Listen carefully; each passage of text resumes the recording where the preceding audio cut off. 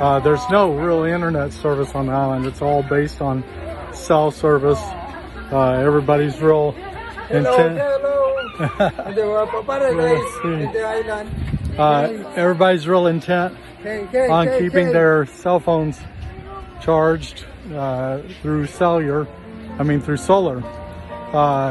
We had a very successful event here on the island with the Gunas. As you can see, we had a lot of rain since yesterday. Been walking through mud, but we were in a lodge with the leaders of the island and their wives, and the children really weren't allowed in. And it's an interesting ceremony, celebrating girls going into womanhood and to be available for marriage eventually. And so it was something that's normally pretty private. They didn't want us to use video or take pictures, so we didn't. We respected the culture, and so we respected the culture. And the soul, and we didn't do the videos. We're walking on to the dock, getting ready to go back to where we're staying. I keep getting this pushback from people because we're somehow on an island. It's somehow vacation. Well, that's ignorance. Total, complete ignorance. Islands are some of the most difficult places in the world to live. They come with a lot of social issues. They come with a lot of ignorance sometimes.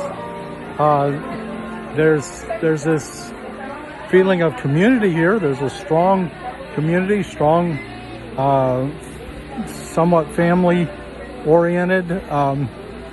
And really the big thing is on these islands, they're living very close together. They don't have room for farms. They don't have room to grow food in a traditional way, but we could do very easily vertical farms for these guys. I want you to see this one house. That right there is a house. There's a little boy yesterday fishing from the roof of that house.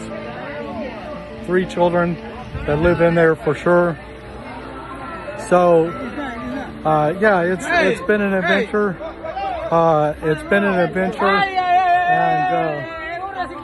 And as you can hear, it's quite a party today. Today's considered a holiday for them, and we're excited about it.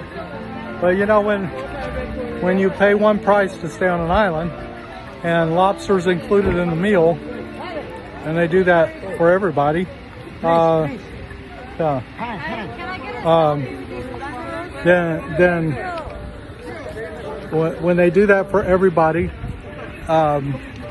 and you just eat, it's all they had to eat. And so I really, some of the feedback has just been totally immature. And if you don't like what we do, and you don't want to be around what we do,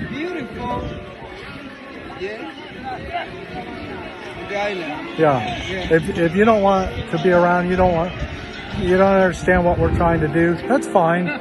But we're participating in a big picture and a big concept of helping people to survive negative economic situations, negative economic downturns, because believe me, these people, when things like COVID strike, really have it bad.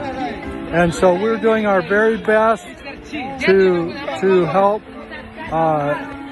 them learn. We're gonna help some of these islands do vertical gardens. We don't know which ones yet. That's a lot to do with if there's total corruption on the island or something like that. But it's a big deal. And we can help people in the cities. We can help people, we teach pastors how to help their people. What happens if there's a downturn and there's no more food available in a community? What happens when you're trying to feed the poor but you don't have enough money to feed the poor in your community? What happens when you want to feed orphan children and you don't have enough money to feed those orphan children?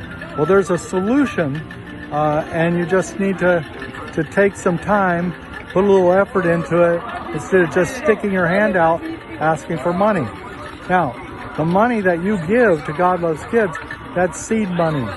That helps us do the preparation and lay the foundation for self-sustainability in these communities.